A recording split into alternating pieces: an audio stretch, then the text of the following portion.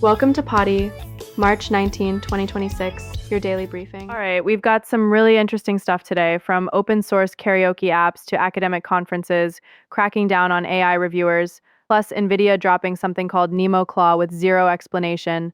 Let's jump in. So first up, there's this project called Nightingale that's getting attention on Hacker News.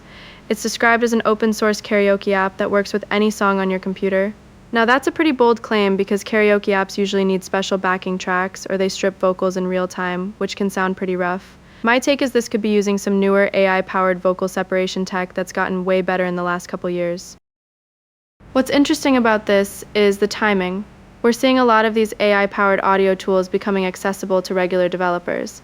The fact that someone can build an open-source karaoke app that supposedly works with any song suggests the underlying vocal separation algorithms have gotten good enough and cheap enough to run locally. That's actually pretty significant for music software in general.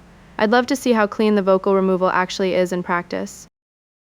Speaking of mysterious projects, Nvidia just dropped something called NemoClaw on Hacker News with basically zero context. Just the name, no description, no details. This is classic Nvidia. They love these cryptic releases that get the tech community speculating.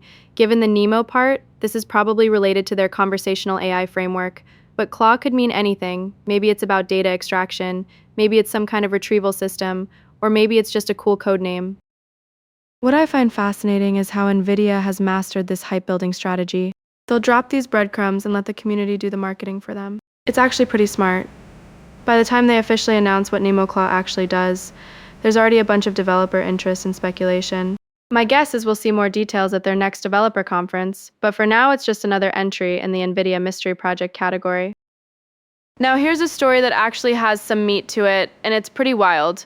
According to posts on Reddit's machine learning community, ICML, which is a major machine learning conference, has rejected all papers from reviewers who used LLMs for their reviews, even though those reviewers had specifically agreed not to use AI tools. This is apparently the first time a major conference has taken such harsh action against AI-generated reviews. So here's what makes this really interesting and controversial. ICML presumably used some kind of AI detection tool to identify these reviews, but we know those tools aren't perfect. They can have false positives, especially with academic writing that tends to be pretty formal anyway. The question being raised is whether it's too harsh to reject papers based on potentially imprecise detection tools. My read is this is ICML making a statement.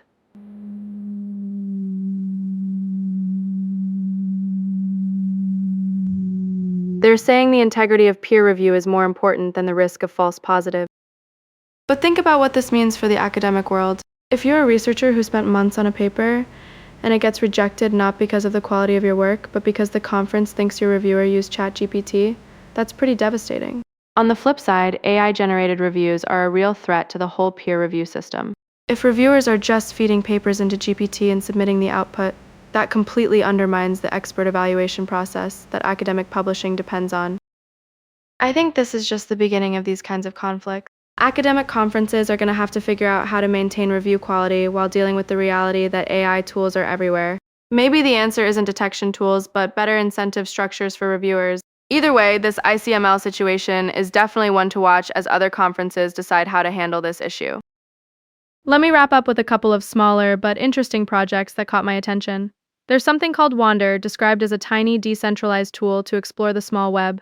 This fits into this whole movement of people trying to rediscover the internet before it got dominated by a few big platforms. And then there's someone who built 48 lightweight SVG backgrounds you can just copy and paste, which sounds simple but is exactly the kind of practical tool that developers actually use. That's what I love about the Hacker News community. You get these big, mysterious Nvidia announcements alongside someone just sharing a useful collection of SVG patterns.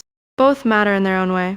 The Wander project especially interests me because it's part of this broader push toward decentralization and rediscovering the weird, personal corners of the internet. Anyway, that's today's roundup.